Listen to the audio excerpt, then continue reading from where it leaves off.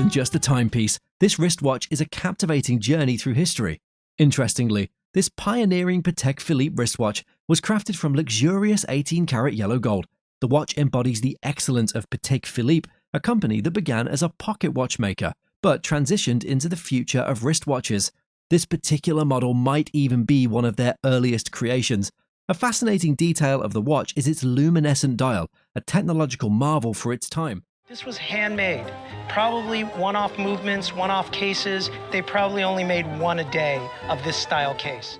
The dial, most likely made from sterling silver and imbued with luminescent material, allows the time to be read at night. Remarkably, the watch remains in immaculate condition, has its original dial, the inscription in flawless enamel, and even the crystal seems untouched by time. Considering that most such watches would have been refinished or showed signs of wear, this pristine state makes the price even more extraordinary and is worth $40,000 to $50,000 watch retail. Okay. And very collectible and very desirable. Okay. Awesome. on display. A true masterpiece set against a golden background. It is one of the great works of the prolific illustrator Joseph Leyendecker, who was a prominent freelance commercial artist in America. He gave this beautiful painting to our guest's father as a wedding gift, and we can see his signature at the bottom left corner of the painting.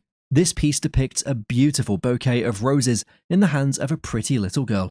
Joseph Leyendecker made reproductions of this painting for the Saturday Evening Post cover, America's most influential magazine at the time.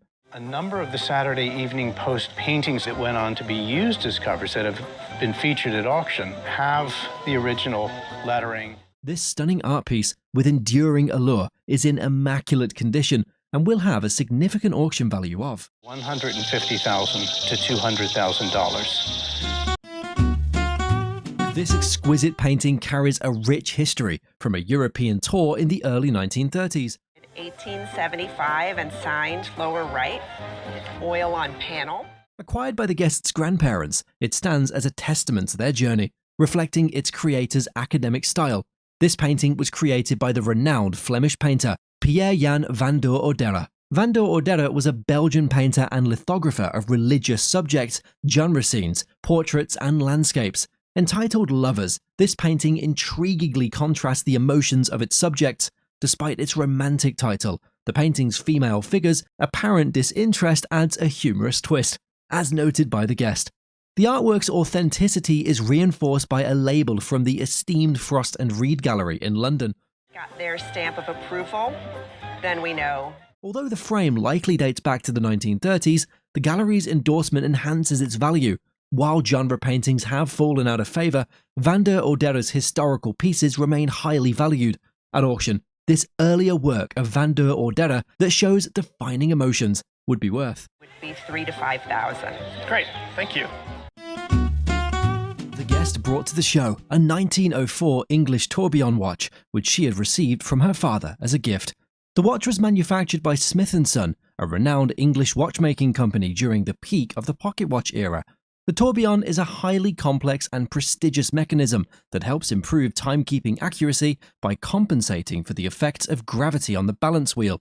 The case of the watch is 3-ounce 18-karat gold made by Frederick Thomas. The front of the case has an enamel porcelain dial, which has a very faint hairline crack, and the back features a type of escapement known as tourbillon. Escapement of the watch. Now, this has a very special type of escapement known as a tourbillon.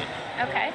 On the head is the winding indicator, which provides the wearer with a visual cue about the watch's remaining power reserve or wound state to preserve the watch from stopping unexpectedly. The winding indicator provides the wearer with a visual cue about the watch's remaining power reserve. Exclusively, tourbillon pocket watches were exceedingly rare and expensive, accessible only to the wealthiest collectors and connoisseurs, this timepiece being a remarkable achievement that combined technical virtuosity and artistic flair, would auction at $4,000 to $5,000. Wow. Well, that's more than I expected. This bracelet has a rich family history, having belonged to the guest's great-grandfather, a prominent figure who served as both a bishop and later an archbishop. Its design is incredibly unique, drawing inspiration from the biblical depiction of the city of God found in the Book of Revelation. Crafted from luxurious 18-karat yellow gold, it incorporates a variety of gemstones, including jasper, sapphire, and emerald. We also have tucked in here these little natural pearls, which are not cultured, they're natural. So that's extremely nice little touch. The initials C and AG inscribed on the clasp initially puzzled the guest, but with the appraiser's help, they were revealed to be the marks of Carlo Giuliano and his sons, Carlo and Arthur, renowned jewelers who operated in England. This bracelet perfectly exemplifies their exceptional craftsmanship, while the estimated auction value of this phenomenal piece would be $15,000 to $20,000 today. Well, that's more than I expected. This 19th century autograph album isn't just a collection of signatures, but a tangible link to Mrs. Anna Evans, wife of Congressman George Evans. Unlike most political spouses of the time, Mrs. Evans wasn't just a wife left behind, she joined her husband in the bustling capital and became a social force, her charm documented in this very album. Turn the fragile pages and you're greeted by a poem penned by John Quincy Adams, a former president, now fellow congressman. A few pages later, a delightful surprise, a lengthy inscription from Davy Crockett, the legendary frontiersman turned congressman. The album continues, a treasure trove of autographs, and it's easy to imagine these inscriptions happening at elegant dinner parties hosted by Mrs. Evans. There are 3 presidential signatures in this book. There's a Martin Van Buren, and then at the very end, the very last page, has a clipped signature of James Madison and an... The content of the inscriptions, often expressing gratitude for hospitality, strengthens this theory.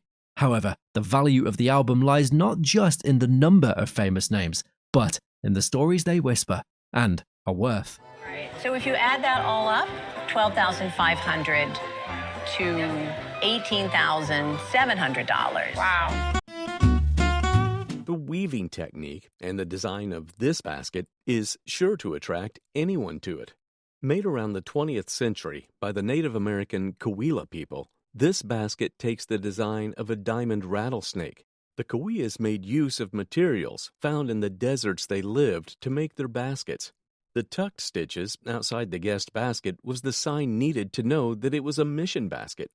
So it sounds like it's a very local basket. A value of $1,500 was placed on the basket. Fantastic. Today's item is a porcelain plaque that transcends mere decoration. It's a testament to the artistry of porcelain painting, meticulously rendered on a delicate canvas, drawing inspiration from a 17th century Dutch master, Salomon Konink. And you'll see his works, which are considered old masters, in some of the more famous European museums. This scene depicts a hermit engrossed in a book. The hand painting that they can do on porcelain is really just phenomenal. And it is artist signed, A.L. Eckhart. Okay. And Eckhart was the artist for this particular work of art. When you first brought it in, the back was an issue. The plaque itself is around 1900 and profoundly bears the mark of the prestigious Royal Porcelain Factory in Berlin, Germany, KPM. This provenance significantly elevates the value of the piece. While the market may have favoured female subjects, particularly nudes, in the past the hermit offers a distinct charm with its detailed portrayal and connection to a renowned artist, and at auction would fetch Roughly $3,000 to $5,000. Wow. His neighbor, who offered to sell this map to him for $50, might have regretted his actions once he saw its value on the Roadshow. He had purchased this map from an auction and didn't want it hanging on the wall of his sitting room anymore because it was too big. Luckily for the guest, he was able to buy it off his hands. The map was made in 1915 for the railroad by an American technology company, Rand McNally. There wouldn't have been that many printed. It's probably a company issue frame, and there's no fading or any kind of condition problems as far as I can see. For something that was made in 1915, it was in pretty excellent condition and given a value of $1,000 to $1,500. Okay. I'm tickled with that.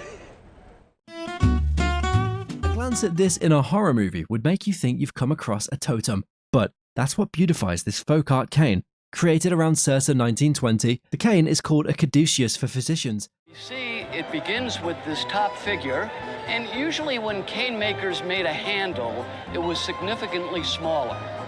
So the fact that he made this image... And in ancient Greek mythology, it serves as a symbol of peace. The design on the cane is appealing to the eye, and the cane is carved from strong maple wood to provide a firm grip. This type of cane is called a one and done because its maker is unknown. Thanks to its beautiful design and alluring appeal, this cane would retail at the auction price of $3,500 to $4,500 on this wonderful piece of American folk art. That's crazy. The Antiques Roadshow is a place where forgotten items of the world get to find their shine. During the Cultural Revolution in China, this watch was confiscated, and by the time it was returned, some pearls had been removed. The watch belonged to the guest grandfather and was passed down the family. In the early 19th century, a company in Switzerland made watches of this kind specifically for the Chinese market. On the front of the watch was a scenery from Greek mythology known as Cupid's Forge, and on the back was a beautiful floral design surrounded with pearls. The guest watch was a type which was highly demanded by collectors. It's quite a nice watch, and you should be very happy that it survived, and I'm delighted to hear the story of the watch. For value, the appraiser said, "We think that if you had to insure it, you should think in terms of $35,000, perhaps to $40,000. And later on, the watch doubled in value to $80,000. Acquired through a personal connection, this painting holds a sentimental value for the owner. This captivating piece is by the artist Olin Travis. Here is the unique story behind the acquisition of this piece. About 6 years ago, my aunt was dying of cancer, but she invited family members to come through her home and choose whatever they'd like to have. But I was immediately drawn to this painting. Aunt Marge said, The connection between the artist and the family adds a layer of personal significance to this piece. Olin Travis, born and raised in Dallas, Texas, graduated from the Chicago Art Institute School in 1914. Returning to Dallas, he later established an art colony in the Ozarks. This painting, dating back to 1947, reflects a special time in Travis's life when he fell in love. Executed on masonite, Olin Travis chose the smooth side, showcasing his skills in impasto technique. The provenance of the painting is well documented, and its condition is excellent, housed in its original frame. With an Arkansas subject matter, the estimated value of this painting is about $10,000. I did not expect that. Whoa, holy cow. That takes my breath away. Which is more intriguing, the fact that this was done by the guest's seventh great-grandmother, or the fact that it was done by an 8-year-old?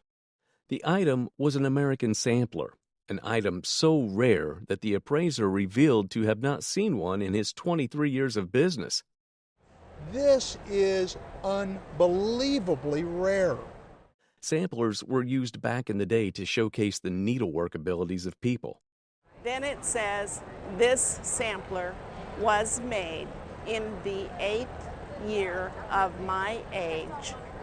Deliverance, Clark, 1685. In America, samplers were at their peak from the 1820s to 1840s. Although the sampler was an extremely rare one, the needlework wasn't very different from most English samplers that were in abundance in the marketplace.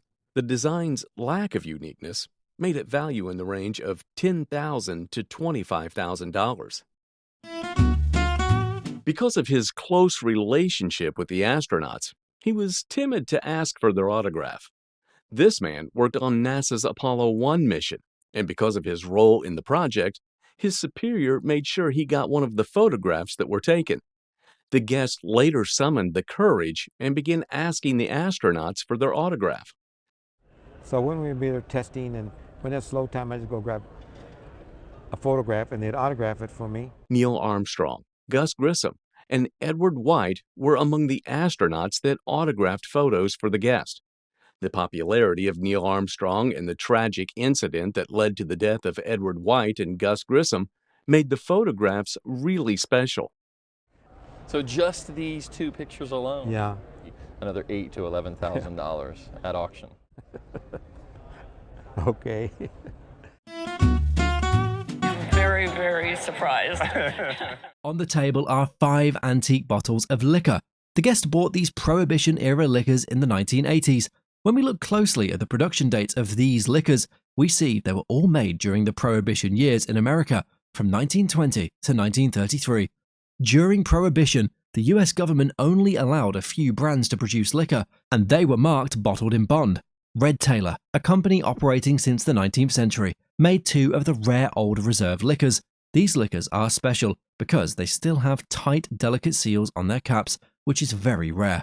Because of their rarity and quality with age, these antique bottle of liquors could sell for $3,000 to $4,000 in today's market. I am very, very surprised. Our guest brings forth a pair of intricately woven Native American baskets. Passed down from the great aunt, these baskets are believed to have originated from the Gila River Reservation in Arizona. The presence of a distinctive start suggests an early Papago origin, earning them the colloquial name of Pamago. Crafted with willow and devil's claw, these baskets exhibit meticulous craftsmanship. The older of the two, with butterfly wing motifs, is estimated to date back to 1890 to 1900. The second basket, adorned with a more modern design, likely hails from the 1920s or 1930s. Interestingly, the butterfly wings and distinctive symbols on the older basket marks it as one of the oldest and rarest designs. These baskets, once created for tourists, now hold cultural and artistic value. This basket, I think we're talking $1,000 to $1,100. Okay, yeah. And this basket, a retail value would possibly be around $750. Okay. There are many different types of paintings, like oil, abstract, watercolor paintings, but this oil painting by Demetrius Jameson is unlike anything you've ever seen. On the things that he was taught by the master. Yes, and he... This oil painting is a perfect description of expressionist art, and this is due to the spooky and scintillating nature of this oil painting. It also depicts modern American art in its early years, and art like this is much in demand among antique painting collectors. The modernist movement and the surrealist movement are very strong and very sought after.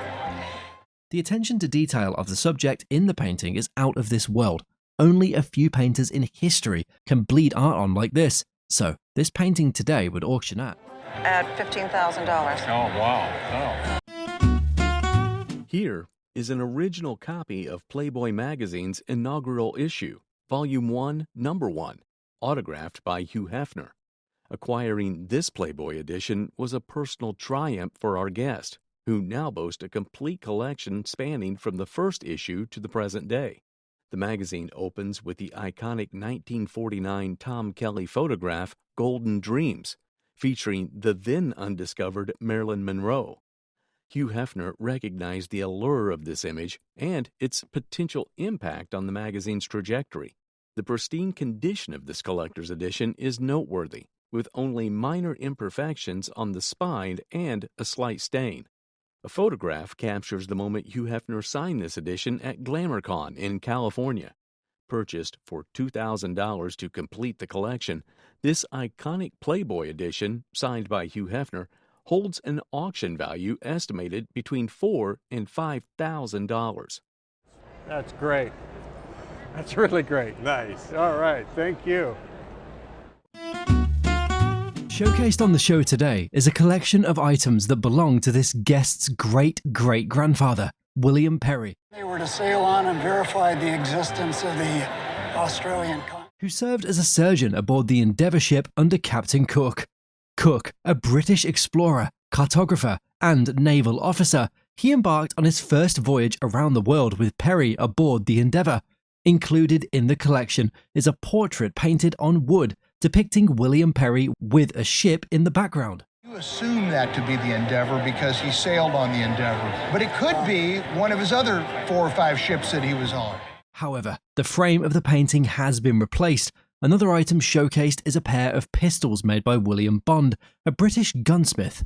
Additionally, the pistols bear the maker's mark stamp atop the item. Lastly, we have a powder flask containing shots and wadding. Altogether, This remarkable collection tells the tale of a bygone era and is estimated to be worth $13,000 and $15,000 for an auction estimate for the package here. It's a great story. Thank you. I'm very glad to know that. Oh, my word. Oh, my word. Yeah, still great. This Rolex, originally belonging to the guest's husband, was brought at the PX in Panama in 1966. This watch survived a helicopter crash while he served with the 1st Cavalry Division. It broke during a playful moment with their son and was later repaired in Dallas. It's a Rolex GMT Master, model 1675, made in 1963. The original band is from the first quarter of 1963, and the blue and red bezel is known as a Pepsi bezel. Pointed crown guards make it more valuable. Pointed crown guard, more money. Okay. Pepsi bezel, more money. More money. The guest's husband got it cheaply with a deal for $150. The bracelet is quite worn out, and while sending it to Rolex for service is fine, it's not good to let them finish the case or replace the dial. When serviced, some parts like the bezel and dial were replaced. The red hand for military time is original, and the watch was designed for Pan Am pilots. At auction, this watch is worth $8,000 to $10,000. Okay, good. $20,000. Oh, my word. Oh, my word. Yeah, still great.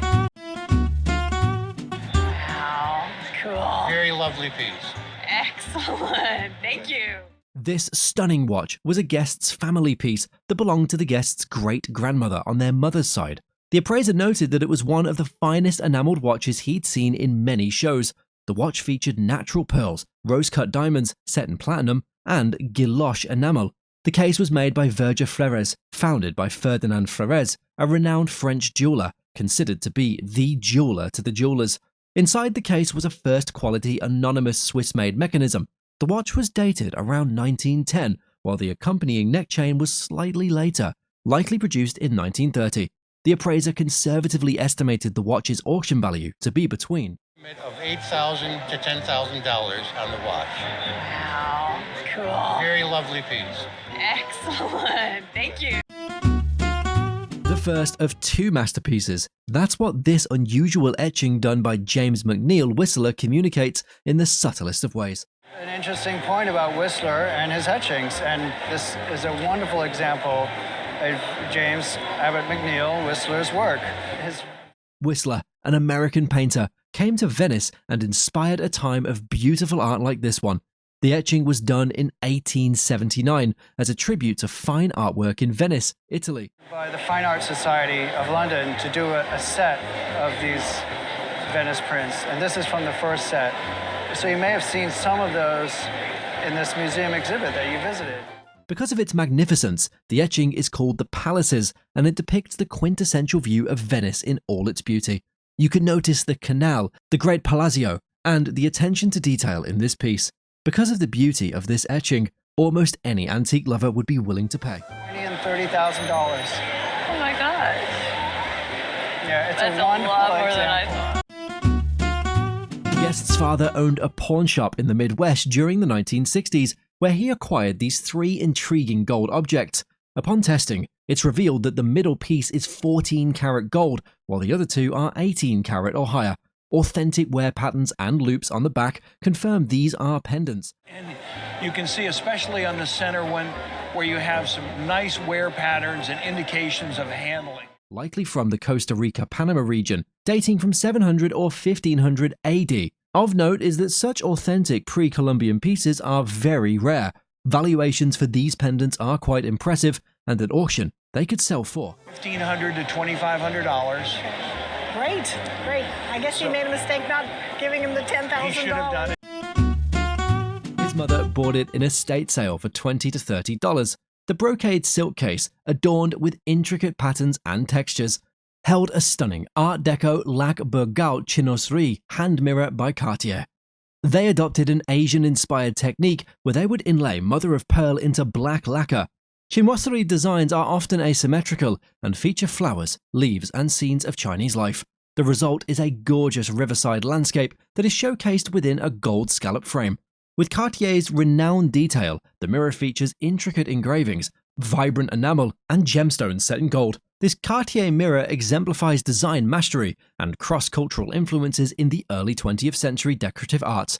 Adorned with intricate details and rich history, the appraiser valued the item of $8,000 to $10,000. Baseball isn't just a regular sport, it's where family ties mix with the stories of famous players like Lonnie Frey. Because he's my dad. And he still talks baseball to me once in a while. Showing there's more to the game than meets the eye. The appraiser got interested in hearing about Lonnie Frey and other famous baseball players. They found out from the guest that Lonnie isn't just a famous guy, he's actually the guest's dad, who is still full of life at 97 years old. Frey's remarkable career, spanning 14 years across all 3 New York teams, particularly shined during his tenure with the Cincinnati Reds, where he earned All-Star status 3 times and played in 2 World Series. Notably, he shared the field with Johnny Vandermeer. During his consecutive no-hitters, a highlight of his career, the discussion delves into Frey's connection with baseball greats like Yogi Berra, showcasing his lasting impact on the sport.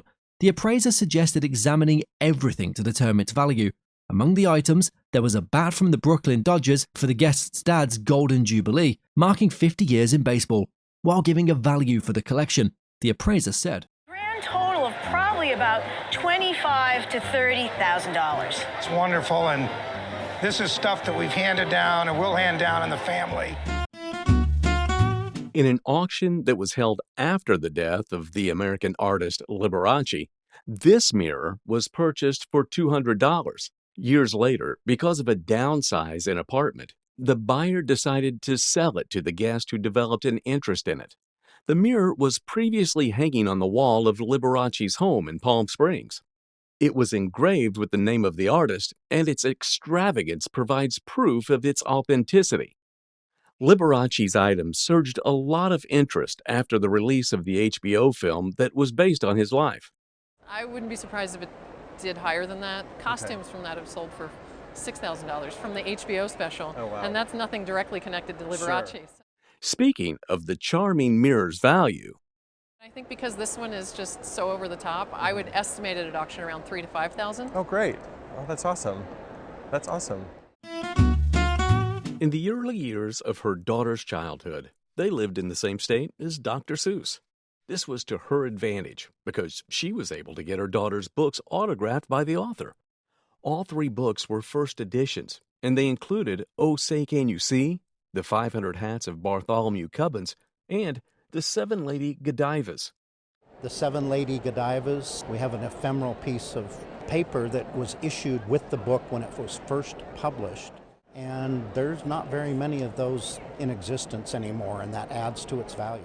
Dr. Seuss was a celebrated children's book author and illustrator with over 60 books written. The autograph on the books and the fact that they were all first editions gave them a value of $3,000 to $5,000. Oh my goodness, that's considerably more than I would have thought, considerably more than I paid. Her grandfather, who was a clock repairman, so he gifted her mother this clock, which she later inherited. The clock was an 80-day French china piece with enamel dial made around the 20th century. On the side of it was a lovely gold work, whereas the front was designed with a painting, both of which took a lot of time to do. Unusually, the painter of the clock was allowed to sign their name on the clock. Which is really cool. They allowed that person to get recognition for their hours of work. A clock of this fine quality received an unexpected value of $1,200 to $1,500. Nice. We like that. Perhaps people aren't really fascinated by clocks anymore. The last time the appraiser saw a complete tea set of this kind was in 1978. And in 1991, he saw it again on the Roadshow. So to see another one turn up here, I think is so exciting. For 60 years, the woman has had this tea set that was bought by her parents back in the day for 50 pounds. The tea set was Maholika ware, made by Minton in the 19th century. Minton was the leading maker of ceramics in Europe during the Victorian era and were in operation from 1793 to 1968. The guest items took the shape of various things like nuts, squash, artichoke, and lily pads. I love the way it's been designed. It's been very cleverly thought out. Value for the tea set was between 2,500 to 3,500 pounds. Really. While on a weekend trip to London, the guest saw this chest in an antique shop, but unfortunately couldn't afford to buy it. On getting home, he called back the shop and asked them to reserve the chest for him. Will this decision pay off? The chest was made during the 17th century and was used in many households to store clothing. Using a half-round chisel, ruler, and compass, the chest design was carved out skillfully. But it was extremely well put together and well balanced. Yes. And it was precise. The owner's impulsive buying decision did pay off a little with the chest's new value. This year, you could expect to get £1,250 to £1,400 for it, quite hopefully. An American artist, Roy Lichtenstein, who was the mastermind behind this creative piece, was a key figure in the pop art movement. This piece was a screen print that was owned by the guest's late partner, who bought the art for $80 from a client turned friend. Roy Lichtenstein made and self-published the screen print in 1966 as an edition print totaling 70 in number. Because the whereabouts of most is unknown, the guess is that only a few of these screen prints were able to survive. Given its rarity, it valued at for around $20,000. Oh my God! It's incredible. I had no idea. An album documenting the construction of the famous Bay Bridge in San Francisco served as a lovely time capsule, giving people a look at what the bridge once looked like. The construction of the 7,180-meter Bay Bridge spanned from 1933 to 1936. Being a retired construction worker, the guest father was fascinated by the bridge, and so he couldn't help but purchase the album at an estate sale. Inside the album were photos taken from various angles of the bridge and short notes written by the photographer. It's not very often that you see albums like this about the construction of a bridge from this point of view. The value for the album was... I don't see any reason why it wouldn't sell within an estimate of $400 to $600. Oh, very nice. On the way to buy eggs, a painting that caught the attention of the owner made him stop at the garage sale to let them know that he'd be back for it. Unfortunately, his wife felt it was ugly, so it never made it to the wall of their home. It was an oil painting done in 1976 by a Mexican painter, Domingo Ulloa, who was crowned the father of Chicano art by the California State Assembly. Also, as an artist, he was influenced by Los Muralistas. The painting brought to the show was a depiction of the celebratory mood of farmers and their family, making it differ from his usual sad paintings of oppression. From being a $15 purchase, the painting's value soared to $3,000 to $5,000. Very nice. Even though the original color of this poster was faded, it was what people preferred. A Czech artist, Alphonse Mucha, made the poster in 1898 for a cigarette rolling paper company. And the public immediately took to thinking that was the letter O, a stylized O. So instead of J Diamond B, they referred to the company as Job, and the name stuck. The poster was in the Art Nouveau style, which included a strategy of repeating the brand name throughout the poster to create awareness. What makes it intriguing is that this strategy had not been adopted in marketing at the time. The guest was gifted the poster and hoped that its value would reach $1,000. Surpassing his wish, the painting valued at... And I think that at auction, you'd be looking at between $7,000 and $10,000. Wow. Very nice. This man came with an RAF plane and an airship, and both were toys. The toys were made in the 30s by a German company for the English market. And absolutely indicative of the period in which it was made. On the body of the toys was the mark of the RAF and a registration number. The letters in the registration number and the mark of the marker showed that it was made by Distler, a company that manufactured various kinds of toys. On the basis of value for the toys, the appraiser placed both at The aeroplane, if it went into auction, would probably realise between perhaps 500 and 600 pounds. We examine a painting believed to be the work of Edouard Cortés, known for his captivating Parisian street scenes. Edouard Cortés, born in 1882 near Paris, hailed from a family of accomplished artists. Best known for his Parisian street scenes, Cortés dedicated his career to capturing the city's essence. To ascertain the painting's authenticity, the appraiser reveals a unique method used by Cortés: pinpricks. A pinhole discovered on the canvas indicates the artist's hand in crafting the piece. The price is said to be between $30,000 and $50,000. That's absolutely wonderful. Wow. A guest brings forth a Niloque humidor with a rich family history dating back to 1940. Niloque, which is spelled Kalen backwards, was a pottery company based in Benton, Arkansas. They created hand-thrown pieces by swirling different clays together, producing a beautiful array of colors. This piece is not just a decorative item, it's a humidor. The pierced and hollowed lid shows for the insertion of a wet sponge, maintaining moisture inside to preserve its contents. In this particular humidor, you'll notice the vibrant mix of blues, copper red, and ivory, showcasing the craftsmanship of Niloque. In today's market, a Niloque humidor like this would likely fetch around $400 to $600. This item takes us to a yard sale find, a painting with a fascinating story. Purchased for a mere $12, this Napoleonic cavalry piece caught the eye of the current owner. The subject matter in this piece is significant. The original Napoleonic cavalry painting is attributed to the French artist Theodore Géricault, a prominent figure in the French Romantic movement during the early 19th century. However, examining the details and structure, the appraiser suggests that this piece might not be an original Géricault, but a modern copy. The question of intent arises. Was this painting created to deceive?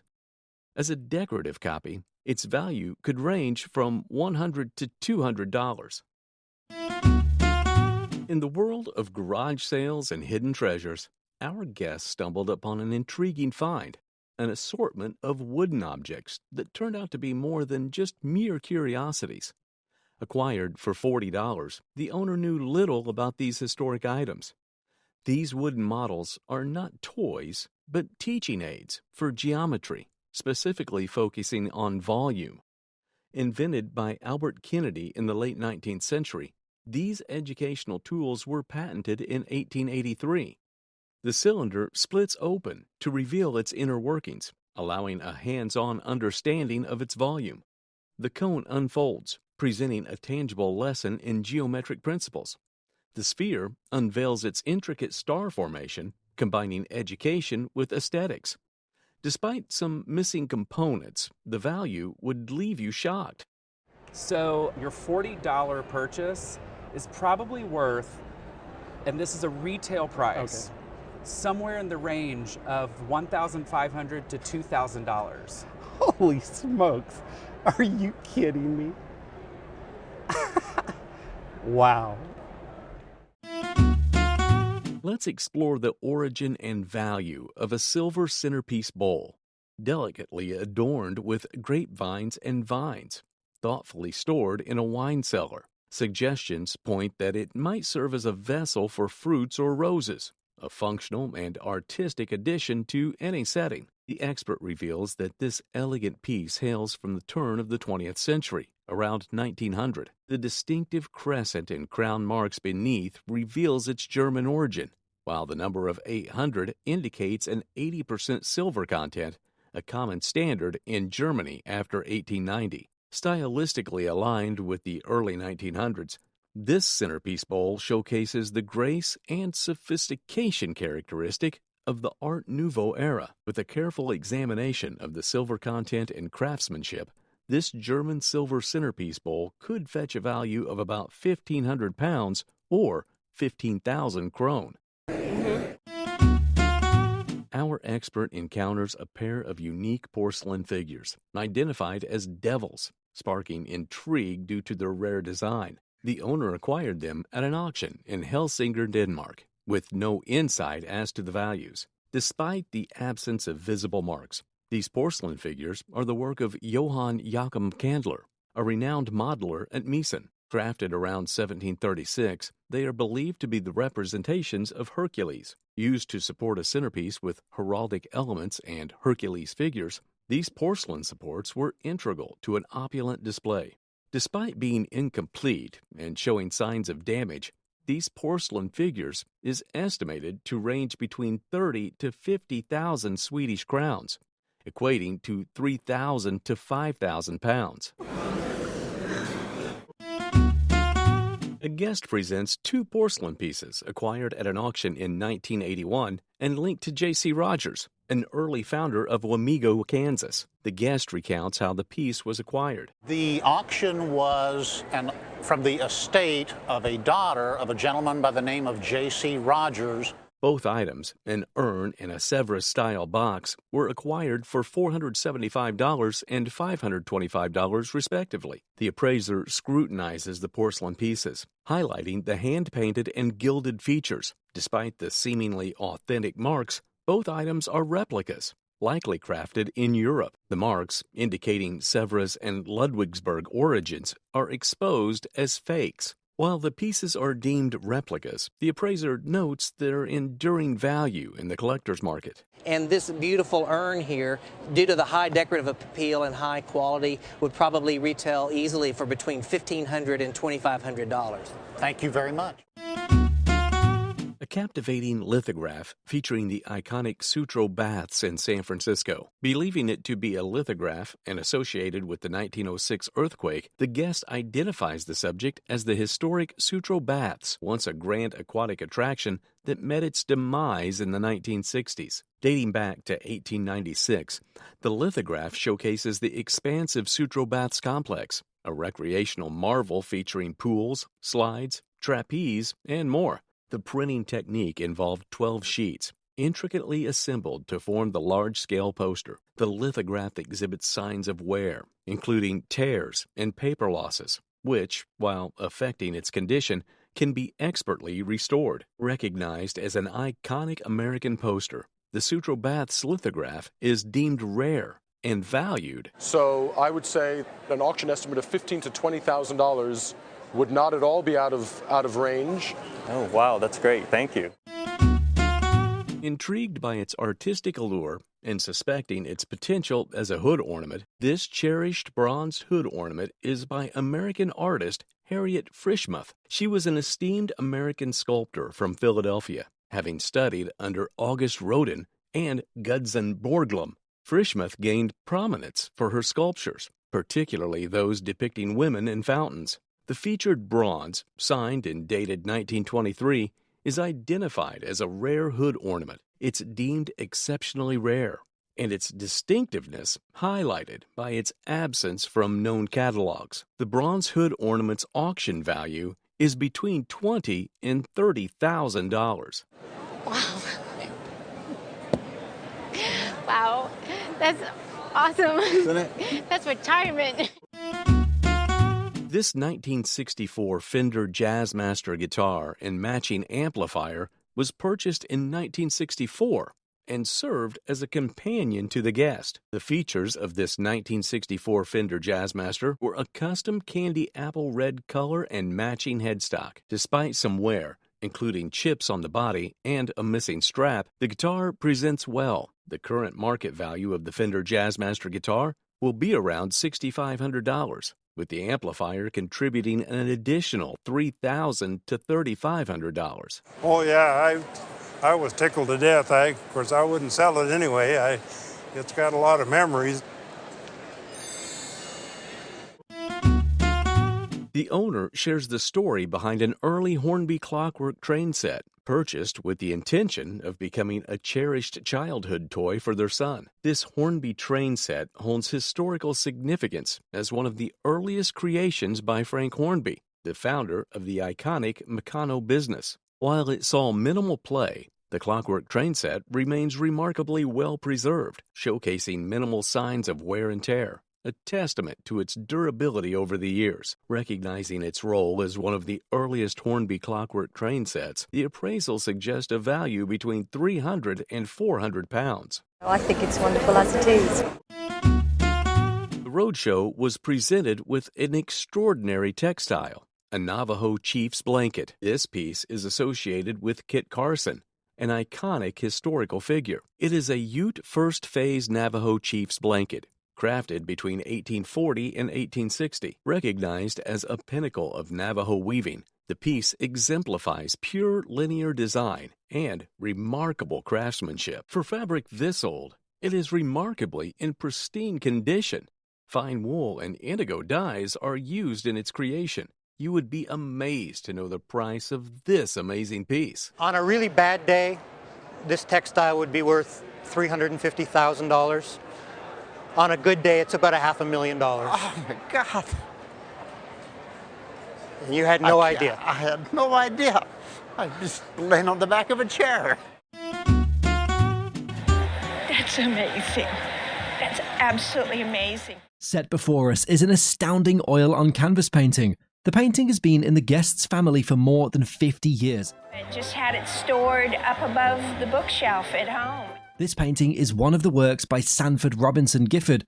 Gifford was an American landscape artist. At the lower left of the painting is the artist's signature. Depicting nature in sublime colors, the painting captures the landscape view of northeast Italy, featuring Italian sheep, a shepherd, and a mountain.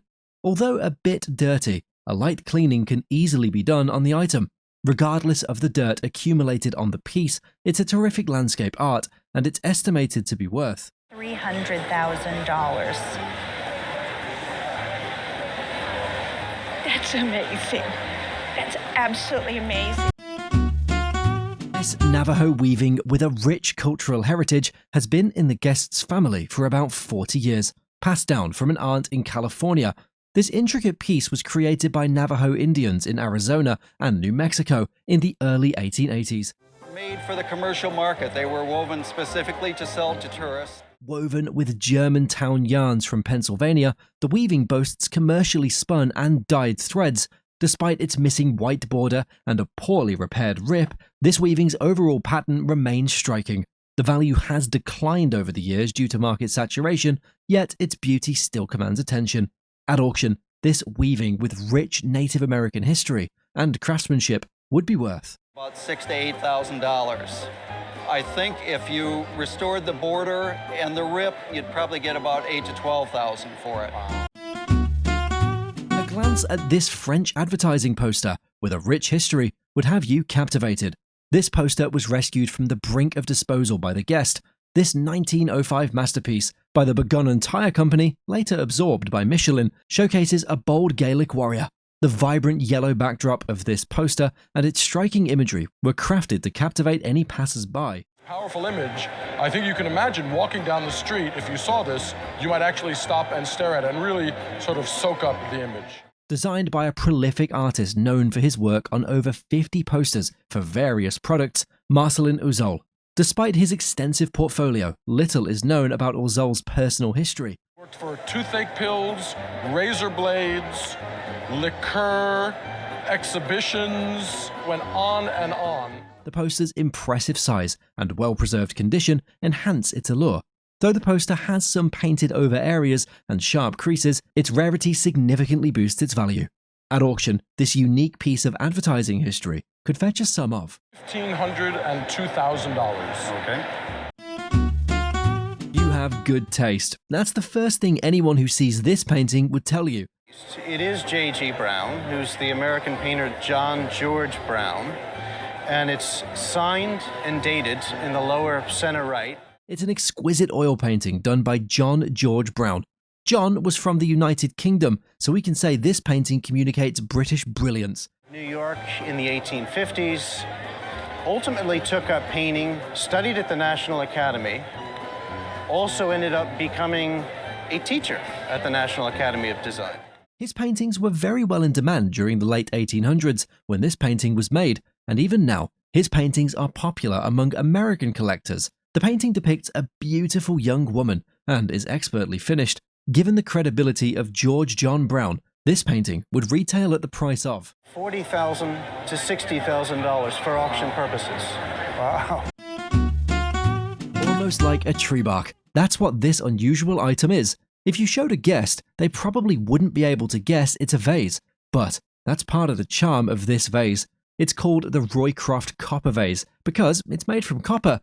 It was made in about 1910 in New York from hand-hammered copper. Vases like this one are particularly special because, aside from being distinct, they appeal to everyone as they're not a norm in the vase antique collection world. Because of its unusual look and due to the strong copper make, it would retail at the auction price of $2,500 and about $6,000. Oh no. Guest's father brought this gun at a gun show in Ohio around 1960. I've just always admired it, and when he passed away, this is the gun that I got out of his collection, and I just love it, but I'd love to know more about it. The tag says it was bought for $350. This pistol is from North Africa and dates to the second half of the 18th century. Pistols can be mounted with horn, ivory, other precious metals, stones, and that's actually what defines this pistol as North African, is the fact that they use the red coral. Oh, okay. Decoration includes red corals in silver inlay, defining it as North African with a bit of gold work. Arabic script on the barrel is likely the maker's name or the date. Restorations and polishing have been done, but it's in nice condition. Some pieces were replaced during restorations. Restorations don't detract much, but cleaning the silver does. Its estimated value today is Probably about $5,000 to $7,000 in today's. The present value of this pistol is an astonishing $8,000 to $12,000. This vintage toy car has been in the guest's family since around 1918. The toy car was assumed to have been made by a neighbor of the guest's grandfather. Sometimes the stories that come down through family history and everything, sometimes there are little problems. But is actually a manufactured piece. It was made by the Turner Company in the 1920s and is identified as a Turner Lincoln model. Despite having been repainted and missing its trunk, this toy car retains its key features like the headlights, steering wheel and bumper. At auction, even in its current condition, this charming piece made of steel would be valued at $3,000 to $4,000. Standing before us is a remarkable Chippendale desk. Its distinguished past traces back to the mid-19th century. Accompanying it is a letter from an ancestor of our guest's wife, William S. Harris, saying, to be kept in grandfather's desk. This vintage desk has been a family heirloom for ages. Desks like these were a testament to a family's literary in the 18th century. The interior boasts numerous carefully organized compartments and document drawers. This classic piece of furniture is in excellent condition, with all its original features preserved. Brass is made in England for the American market. They're original. I checked on the inside, no other holes there. Given its excellent state and impressive look, this remarkable Chippendale desk would command a significant auction value of About $16,000, even $16,500. Phenomenal oil painting was presented at the show. It was originally painted on canvas, but later laid onto a wood panel. It was acquired by the guest at an estate sale for a mere $125. Crafted by Cornelis Christian Dormison, a painter from Utrecht in the Netherlands, an inscription suggests the painting was created in 1886. The scene depicts a typical Dutch townscape or village scene with figures engraved in everyday activities. The piece belongs to a well-respected Dutch tradition of such paintings. Were it to be auctioned today, it's estimated to fetch between Valued at about $2,000 to $3,000. True art crime stories, like the Wisconsin Historical Society's shocking artifact theft, can be as intriguing as a movie heist. The Wisconsin Historical Society is known for its extensive collection of native ethnographic artifacts since 1846. It faced a shocking revelation in 2000, and a former staff member was the prime suspect. A discovery began on September 25, 2000, when a European professor spotted an artifact in a 1997 Canadian sales catalogue he had seen in Madison in 1984. Koski and her staff go into crisis mode as they must immediately determine if the society has been a victim of theft by their now former colleague. This alarming find led to an urgent inventory, confirming that numerous artifacts were missing. On October 24, 2000, David Woolley, former staff, pleaded guilty to 14 thefts and 3 tax evasions, resulting in a 15-year prison sentence. Of the 495 missing artifacts, only 35 have been recovered, but 3 missing items are most important, including a scalp lock. It is belonging to a Ho-Chunk chief, a beaded bandolier bag, and a red flannel shirt with distinctive blue beading. If you have information about the missing artifacts, it was advised to contact the Wisconsin Historical Society or the Capitol Police. Or Capitol Police. And one or the other of us will take that information and investigate. During his stint in Stuttgart, Germany, the guest stumbled upon a pair of vintage posters at a downtown flea market, one featuring the picturesque Bellagio and the other showcasing the serene beauty of Lake Garda. Both posters showed signs of wear and tear, prompting the guest to invest in professional restoration and linen mounting upon returning to the States. During the restoration process, meticulous recreation of missing paper, repair of prominent creases, and filling in losses all were carefully executed to preserve the poster's integrity. Itself is like canvas. Right. And on top of that, they have put acid-free paper.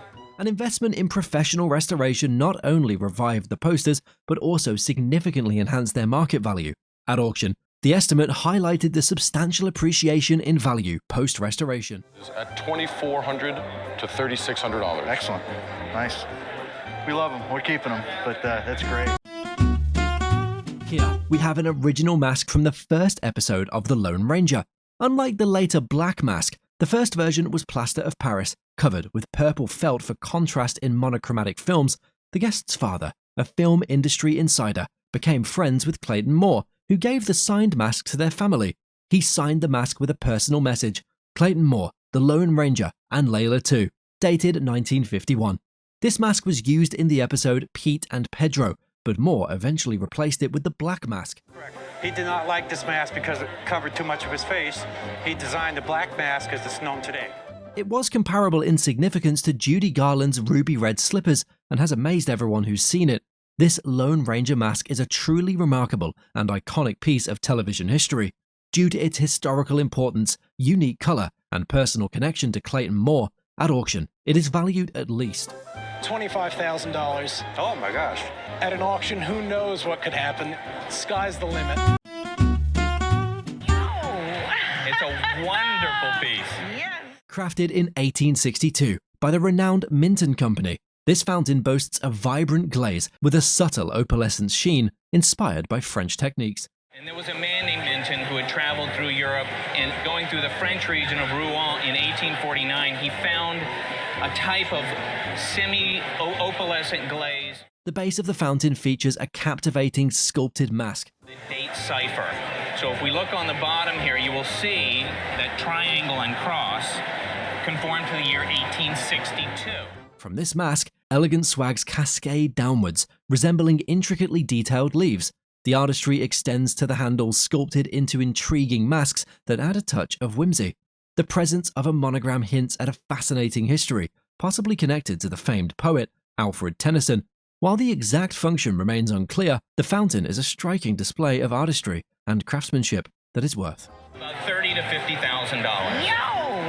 It's a wonderful piece.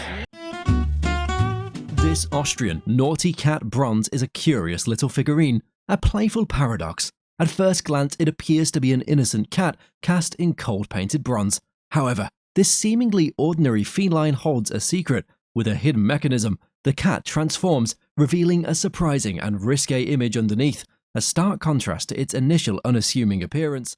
An early transformer.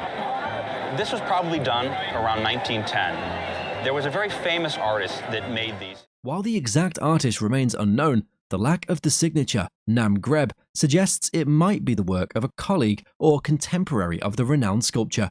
Despite the missing signature, the Austrian mark on the back confirms its origin. The quirky combination of playful innocence and hidden naughtiness marks the figurine a valuable collector's item that's valued at is $2,000. Oh my goodness. Isn't that fantastic? Yes, it is. An appraiser examined this Vietnamese sword and noted some unusual aspects about it. The hilt of the sword was made from a fossilized mastodon tooth, likely around 10,000 years old. fossil mastodon tooth is a fossil of an extinct elephant ancestor and is extremely rare. The appraiser stated that at an auction, they would expect this sword to sell for approximately about $3,000. Wow. Wow, that's wonderful. The guest discovered this intriguing box nestled among many others in the trunk of an antique car that her husband had acquired for $400. The appraiser praised the exquisite scenic view depicted on the box lid. The box featured enamel colors applied over copper metal. When turned, it had the mark of a Japanese company, the Ando Company, established in Nagoya in 1981.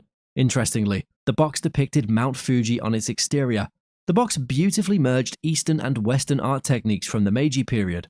The appraiser estimated that this box was likely made in the 1900s and intended for sale in Europe. Much to the guest's surprise, the appraiser estimated this box to be $3,000 at auction. No. No. a wonderful breath of fresh air. That's what this painting on paper connotes. There are many different ways to craft a painting, but this gouache on paper really sets the stage for distinctness. It was drawn in 1978 by Peter Halley. This painting represents one of Halley's early works, and it communicates as a rare piece of art that we don't see very often. His work is included in the Museum of Modern Art in New York. Wow. Oh, yes. He was included in the Whitney Biennial. Wow. He went on to great success. The style of painting exhibited here is called a geometric abstract art, and Halley is one of the best at it because of how unique this painting is and how appealing it looks. One would expect it to auction at $10,000 and $15,000. Wow. Yes. That's amazing. Baseball bat with a legendary tale. This bat was handed down to the guest by her grandmother, a dedicated Brooklyn Dodgers fan. The bat, which was used for a home run before a tragic accident, belongs to Roy Campanella. Campanella, nicknamed Campy, was an American professional baseball player, primarily as a catcher. In early 1958, he was coming home late at night. It was a bad evening, and he slipped on ice, hit a telephone pole, and became paralyzed. The Campanella bat is verified as a game-used piece from 1954 to 1957, stamped with his name and model number. 48, he was brought up to the Dodgers, and he was a sensation. The bat is a C188 bat ordered by Campanella, and its authenticity is confirmed by its professional markings. The insurance value of this legendary bat, used by an iconic player, would be set at an estimated value of $30,000. Wow.